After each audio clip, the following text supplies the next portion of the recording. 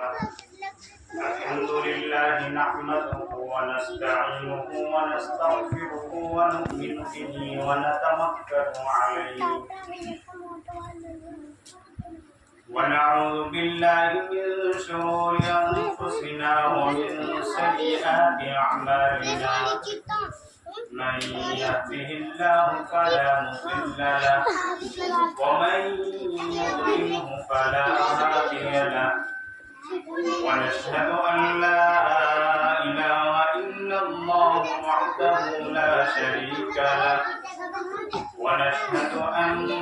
سيدنا ومولانا محمدا عبده ورسوله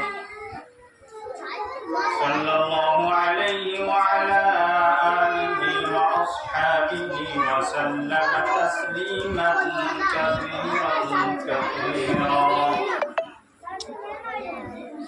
أما بعد فأعوذ بالله من الشيطان الرجيم بسم الله الرحمن الرحيم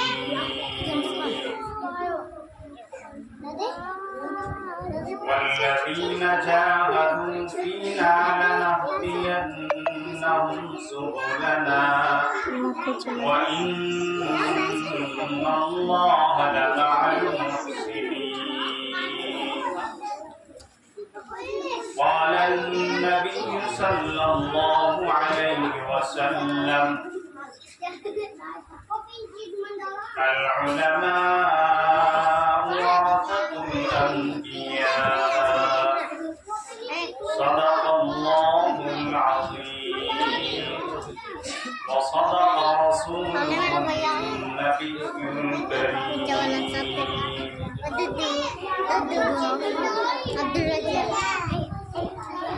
غم نے ہنسنے نہ دیا ضبط نے رونے نہ دیا غم نے ہنسنے نہ دیا ضبط نے رونے نہ دیا کسی الجھن نے فیصلہ ہونے نہ دیا کسی الجھن نے فیصلہ ہونے نہ دیا نہ تڑپنے کی اجازت نہ فریاد کی اجازت نہ تڑپنے کی اجازت نہ فریاد کی اجازت رک کے مر جاؤں یہی مرضی میرے سیاد کی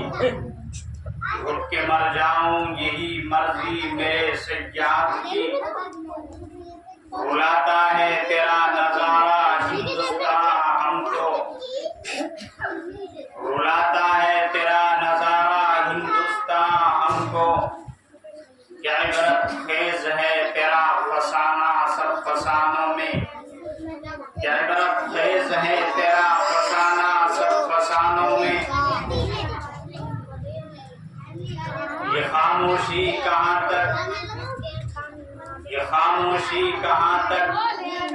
لذتیں فریاد پیدا کر یہ خاموشی کہاں تک لذتیں فریاد پیدا کر زمین پہ تو ہو صدا تیری ہو آسمانوں میں زمین پہ تو ہو صدا تیری ہو آسمانوں میں نہ سمجھو گے تو مٹ جاؤ گے ہندوستان والو نہ سمجھو گے تو مٹ جاؤ گے ہندوستان والو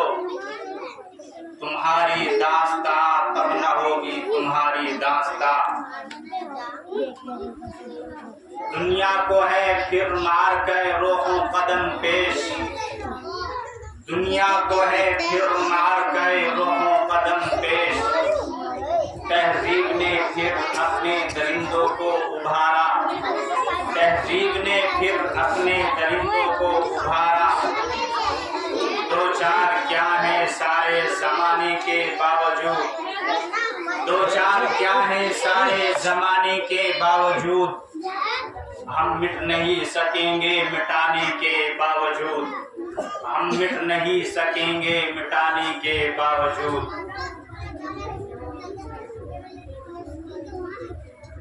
اسٹیج پر تشریف فرما علماء کرام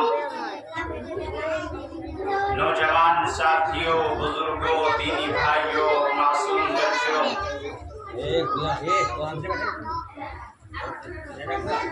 اور اپنے اپنے گھروں میں سماعت فرمانے والی ہماری اسلامی مائیں اور بہنیں،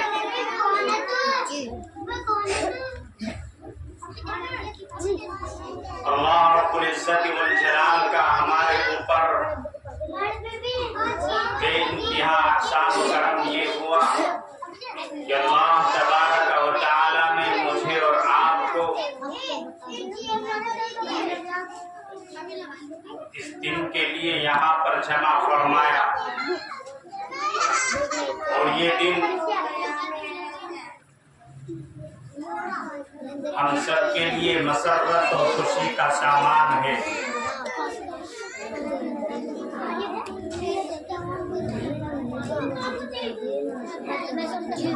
اور یہ دن ہر ایک ہندوستانی کے لیے خوشی منانے کا دن ہے۔ اس دن کے اندر ہمارے علماء کرام نے کتنی قربانیاں دی تھی، تب جا کر یہ ہندوستان آزاد ہوا۔ اور اس ہندوستان کا اتہاس کیا ہے، تو نوجوان ساتھیوں، بزرگوں، میں آپ سے بڑے ہی ادب و احترام سے گزارش کر رہا ہوں کہ جب تک ہم اپنے اس مدرسے کے اندر آ کر اپنے علماء کرام کی قربانیوں کو نہیں سنیں گے اور نہیں سمجھیں گے، اس وقت تک ہم اپنے اس ہندوستان کی تاریخ کو اور اتہاس کو نہیں سمجھ سکتے۔ تو اس لیے میں اپنے تمام جوان بھائیوں سے جہاں تک میری آواز جا رہی ہے گزارش کر رہا ہوں کہ جو ابھی تک اس اجلاس کے اندر شریک نہیں ہوئے ہیں، وہ اپنے کام و کاج کو چھوڑ کر، اپنے کام و کاج کو آگے پیچھے کر کے اس اجلاس کے اندر تشریف لے آئیں، تاکہ ہم سمجھ سکیں اور ہر ایک مسلمان اور ہمارا برادران وطن ہر ایک جانتا ہے کہ آج کے دن کیا ہوا تھا، جس کو میں اور آپ 15 اگست کے نام سے جانتے ہیں۔ میرے بھائیوں، 15 اگست آج کے دن 15 اگست 1947 عیسوی کو ہمارا یہ ہندوستان آزاد ہوا تھا۔ کس سے آزاد ہوا تھا؟ ہمارا یہ ہندوستان غلامی کی زنجیروں سے آزاد ہوا تھا۔ ہم نے اور ہمارے علماء کرام نے اور ہمارے برادران وطن نے، ان تمام نے مل جل کر اس انگریز کو اس ہندوستان سے بھگایا تھا، اور 200 سال تک اس انگریز نے اس ہندوستان کو غلام بنائے ہوئے تھا۔ لیکن جب یہ دیکھا علماء کرام نے کہ یہ انگریز اس ہندوستان کو اپنے قبضے میں کرنا چاہتا ہے اور آہستہ آہستہ اس ہندوستان پر قبضہ کرنے لگا ہے، تو میرے بھائیوں، یہ ہندوستان آج ہی کے دن 15 اگست 1947 عیسوی کو آزاد ہوا تھا۔ انگریزوں سے یہ آزاد ہوا تھا، اور یہ انگریز اس ہندوستان کے اندر کب داخل ہوا؟ مؤرخین لکھتے ہیں، تاریخ بیان کرنے والے لکھتے ہیں کہ سن 1498 کے اندر یا سن 1499 کے اندر یہ ہندوستان، یہ انگریز اس ہندوستان کے اندر داخل ہوا تھا، اور آہستہ آہستہ اس نے بنگال کی سرزمین پر اور ممبئی کے ساحلی کنارے پر یہ داخل ہوا، اور کچھ انگریزوں کو کچھ انگریز جب اس ہندوستان کے اندر داخل ہوئے تو انہوں نے یہ کہنا شروع کر دیا کہ ہم اس ہندوستان کے اندر جو آئے ہیں وہ ہم تجارت کرنے کی غرض سے آئے ہوئے ہیں. ہم اس ملک کے اندر، اس ملک کے ہندوستان کے اندر تجارت کریں گے اور تجارت کے ذریعے سے ہم اس ہندوستان کو خوشحال بنائیں گے، ہم اس ہندوستان کو خوشحال بنا دیں گے. لیکن میرے بھائیوں، ان کا اندرونی مقصد تجارت کرنا نہیں تھا، بلکہ ظاہری طور پر یہ مسلمانوں کو یہ سمجھا رہے تھے کہ ہم تجارت کے ذریعے اس ملک کے اندر اس ملک کو خوشحال بنائیں گے. لیکن اندرونی طور پر میرے بھائیو یہ مجھے اور آپ کو غلام بنانا چاہتے تھے، اس ہندوستان پر قبضہ کرنا چاہتے تھے. تو آہستہ آہستہ یہ کلکتہ کی سرزمین پر انہوں نے قبضہ کیا، ممبئی کے ساحلی کنارے پر انہوں نے قبضہ کیا، اور وہاں پر ممبئی کے ساحلی کنارے پر ایک جگہ ہے، انہوں نے وہاں پر ایسٹ انڈیا کمپنی کے نام سے تجارت، ایسٹ انڈیا کمپنی کے نام سے اس کی بنیاد رکھی اور وہیں سے انہوں نے تجارت کرنا شروع کر دیا اور مسلمانوں کو یہ سمجھانا شروع کر دیا کہ ہم اس ملک کا مال لے جا کر باہر بیچیں گے اور باہر کا مال لے کر لا کر یہاں پر بیچیں گے. اس طریقے سے اس تجارت کے ذریعے اس ملک ہندوستان کو ہم تجارت کے ذریعے خوشحال بنا دیں گے. لیکن میرے بھائیو، ان کا اصل مقصد یہ تھا کہ ہم اس ملک ہندوستان کو اپنے قبضے میں کسی نہ کسی طریقے سے کر لیں. لیکن یہ آہستہ آہستہ انہوں نے اس ملک ہندوستان پر قبضہ کیا. تو میرے بھائی، یہ وہ ہندوستان ہے جس کے حریت کے بعد کو، جس کی آزادی کے بعد کو مسلمانوں نے اپنے خون جگر سے سینچا تھا. وہ ہندوستان جس کی آزادی کی خاطر بحر ناشنائے ساحل کے اندر کود پڑے تھے اور موجوں سے کھیلتے ہوئے مجدہار تک جا پہنچے، بے پناہ قربانیوں کے ذریعے اس کو پروان چڑھایا تھا. آج اسی ہندوستان کے اندر مسلمانوں کو طرح طرح کی اذیتیں اور تکلیفیں پہنچائی جا رہی ہیں. مسلمانوں کے قلوب سے اسلام کی محبت کو ختم کرنے کی نہایت گھناؤنی اور ناپاک سازشیں ہو رہی ہیں. اس میں کوئی شک و شبہ نہیں ہے کہ دنیا کے اندر حق و باطل کا تصادم روز ازلی سے جاری ہے اور ظالم و جابر حکمرانوں کے سامنے کلمہ حق کو بلند کیا ہے. تو میرے بھائیوں، اس ہندوستان کے اندر جب انگریز داخل ہوا اور فرقہ پرستوں نے اس ہندوستان کے اندر جنم لیا، تو اسی وقت سے مسلمانوں کا سکون و اطمینان چھن گیا ہے، کیونکہ ان فرقہ پرستوں نے ہمہ وقت مذہب اسلام کو مٹانے کے لیے،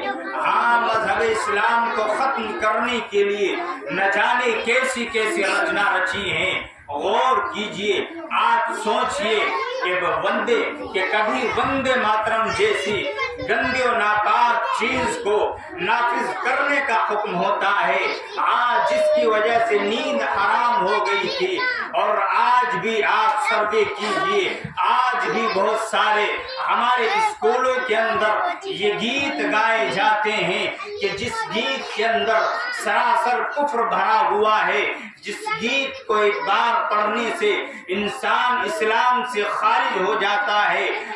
جس گیت کو ایک بار پڑھنے سے مسلمان نہیں رہتا. میرے نوجوان بھائیوں، آج وہی گیت ہندوستان کے مدارس و مکاتب میں پڑھنے کے لیے بچوں کو مجبور کیا جا رہا ہے، اور آج اسی ہندوستان کے اندر مکاتب و مدارس کو ختم کرنے کی کوششیں کی جا رہی ہیں. اور ساتھ ہی ساتھ یہ کہا جاتا ہے اور ساتھ ہی ساتھ یہ کہا جا رہا ہے ہندوستان کے مدارس کو دہشت گردی کا اڈا قرار دیا جا رہا ہے اور یہ الزام لگایا جا رہا ہے کہ جتنے بھی جھگڑے اور فسادات ہو رہے ہیں ان کے ذمہ دار یہ علماء کرام ہے، اور ان فرقہ پرستوں نے ان مدارس اسلامیہ کو مٹانے کی یہ آسان صورت نکالی کہ ان مساجد کو ختم کر دیا جائے۔ میرے بھائیو، اسی وجہ سے ہماری عبادت گاہوں پر، ہمارے مساجد و مکاتب پر پابندی لگا دی گئی ہے، لیکن شاید ان کو معلوم نہیں ہے کہ مسلمانوں کا جب تک ایک سانس بھی باقی رہے گا، جب تک اس ہندوستان کے اندر جو علماء کرام باقی رہیں گے، اس وقت تک دین اسلام پر اور مکاتب و مساجد پر کسی طرح کی آنچ نہیں آنے دیں گے۔ کسی شاعر نے بہت ہی اچھے انداز میں کہا ہے کہ ہم تمہاری دھمکیوں سے خوف کھا سکتے نہیں ہیں، ہم تمہاری دھمکیوں سے خوف کھا سکتے نہیں ہیں، ظلم کے آگے ہم اپنا سر جھکا سکتے نہیں ہیں، اور یہی ہے تاریخ، یہی ہے اپنا فلسفہ، ہم زمانے میں دبانے سے ابھرتے ہیں سدا۔ تو میرے بھائیو، یہ ہندوستان بہت پیارا ملک اور ہندوستان ہے، یہ ہندوستان بڑی قربانیوں سے ہم کو ملا ہے، اور جب ہم اس ہندوستان کے اتہاس کو، تاریخ کو پڑھیں گے، اسی وقت ہمیں سمجھ میں آئے گا کہ یہ ہندوستان ہمارے لیے کتنا عزیز ہے۔ اگر یہ وطن ہماری جان دے، ہماری جان مانگے تو جان دیں گے، اگر یہ وطن ہمارا مال مانگے تو مال دیں گے، لیکن یہ نہیں ہو سکتا کہ ہم نبی کریم صلی اللہ علیہ وسلم کا جاه و جلال دیں۔ تو میرے بھائیو، اس ہندوستان کے اندر انگریز نے کلکتہ کی سرزمین پر قبضہ کیا، اور پھر حیدرآباد کی سرزمین پر اس انگریز نے آ کر قبضہ کیا، اور جب یہ انگریز حیدرآباد کی سرزمین پر آیا تو وہاں پر ایک 20 سال کا نوجوان، جس کو میں اور آپ ٹیپو سلطان شہید رحمت اللہ علیہ کے نام سے جانتے ہیں۔ تو میرے بھائیو، سب سے پہلے تو نواب سراج الدولہ نے اس انگریز کا مقابلہ کیا، اور اس انگریز کا مقابلہ کر کے یہ نواب سراج الدولہ بھی اپنے ہندوستان کو آزاد کرانے کی خاطر شہید ہو گیا، اور اس ہندوستان کو آزاد کرانے کے لیے اپنی جان کو لٹا دیا اور شہید ہو گئے۔ پھر اس کے بعد حضرت ٹیپو سلطان شہید رحمت اللہ علیہ کو شہید کر دیا گیا۔ میرے بھائیو، اصل جو جنگ کی شروعات ہوتی ہے وہ 1857 عیسوی سے نہیں، بلکہ 1799 سے اس کی شروعات ہوتی ہے۔ 1799 کے اندر ٹیپو سلطان شہید رحمت اللہ علیہ کو شہید کر دیا جاتا ہے۔ جس نے شہید کیا، اسی انگریز نے ٹیپو سلطان شہید رحمت اللہ علیہ کو شہید کیا۔ اور یہ شہید کیسے ہوئے؟ اپنے ہی لوگوں نے میر صادق، جس کو میں اور آپ جانتے ہیں، جو اس کا نائب وزیر تھا، اس نے غداری کر کے سلطان ٹیپو شہید رحمت اللہ علیہ کو شہید کرا دیا۔ لیکن یہ میر صادق یہ بھی کچھ دنوں تک باقی رہا، اور پھر اس کو بھی شہید کر دیا گیا، کیونکہ اس نے اپنے ہی لوگوں کے ساتھ غداری کی تھی۔ اور ٹیپو سلطان کی وہ ذات تھی جس نے یہ کہہ دیا تھا کہ گیدڑ کی 100 برس کی زندگی سے شیر کی 1 دن کی زندگی بہتر ہے، اور لوگوں کی رگ مردہ میں آزادی کی برق لہر دوڑاتی تھی، اور خود بھی انگریزوں کے خلاف برسرے پیکار رہے، یہاں تک کہ میسور کی دھرتی پر خون کا آخری قطرہ بھی آزادی کی خاطر بہا کر شہید ہو گئے۔ اگر یہ مسلم قائدین کا قافلہ غلام ہندوستان کے پرپیچ اور بھیانک جنگل میں میرے بھائیو آزادی کی شاہراہ بنانے کی غرض سے سرگرم سفر نہ ہوتے، تو یہ تنگ نظر احسان، فراموش غدار جو آج ہم سے وفاداری کی سند مانگتے ہیں، میں ان غداروں سے پوچھنا چاہتا ہوں، اگر ہم ہیں غدار تو پابند وفا تم بھی نہیں، اپنی زیادتی پہ نہ اتراؤ، اپنی کثرت پہ نہ اتراؤ، خدا تم بھی نہیں۔ میرے بھائیوں، یہ فرقہ پرست اگر علماء کرام اس آزادی کے اندر اس ملک ہندوستان کو آزاد کرانے کے لیے میدان کے اندر نہ آتے اور اپنی گردنوں کو نہ کٹواتے تو یہ فرقہ پرست کبھی بھی اس ملک کو آزاد نہیں کرا سکتے تھے۔ میرے بھائیوں، کم سے کم از کم 52 یا 53 ہزار علماء کو شہید کر دیا گیا تھا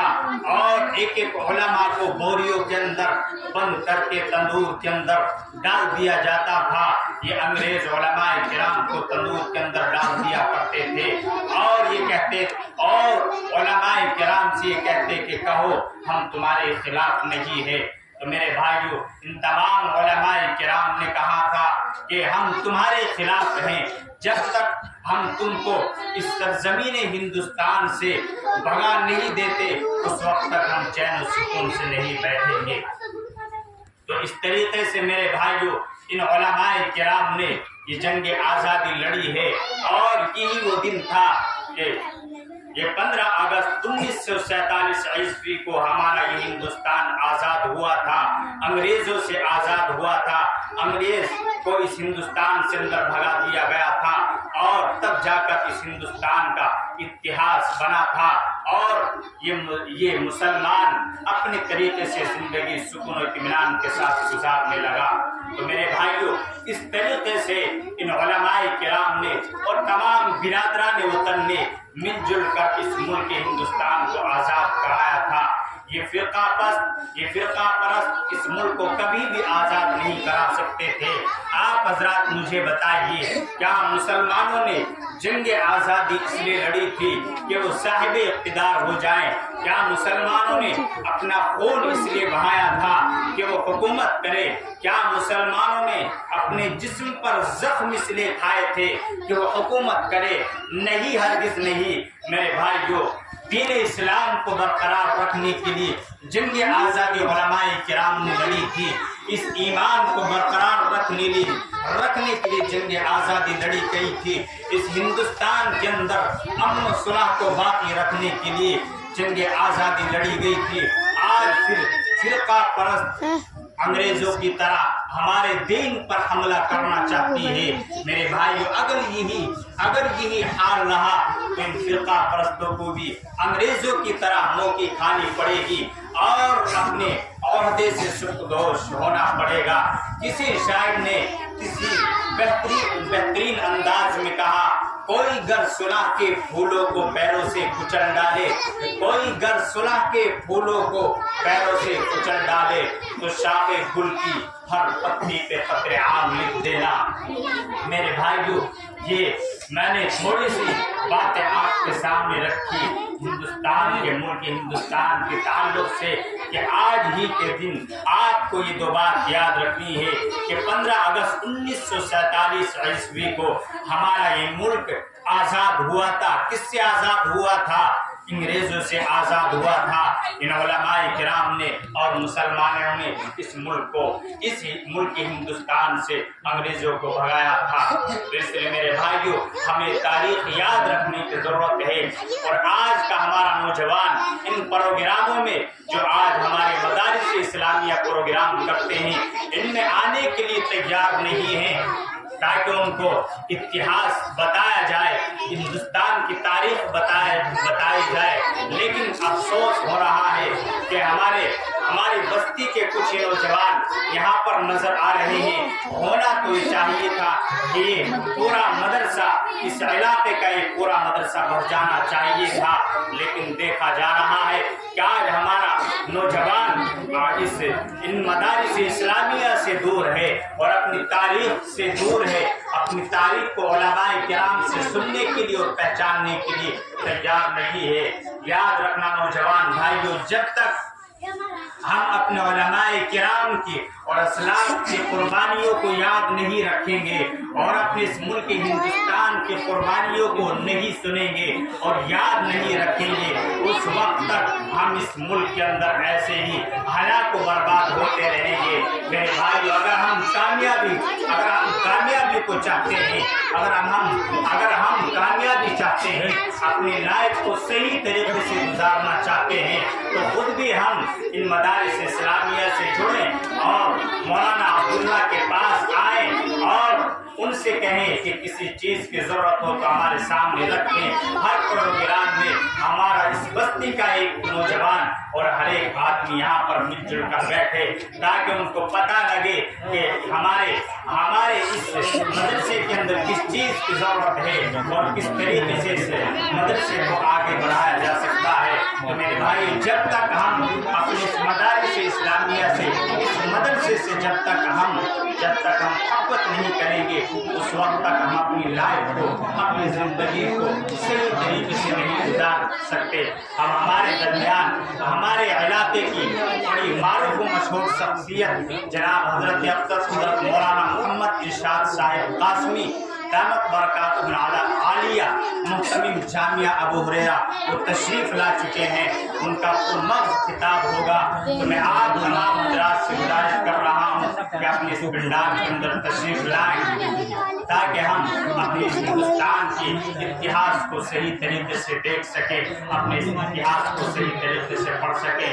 دعا کیجیے کہ اللہ تبارک و تعالیٰ مجھے اور آپ کو کہنے سننے سے زیادہ عمل کرنے کی توفیق عنایت فرمائے۔ وآخر دعواہم ان الحمدللہ رب العالمین۔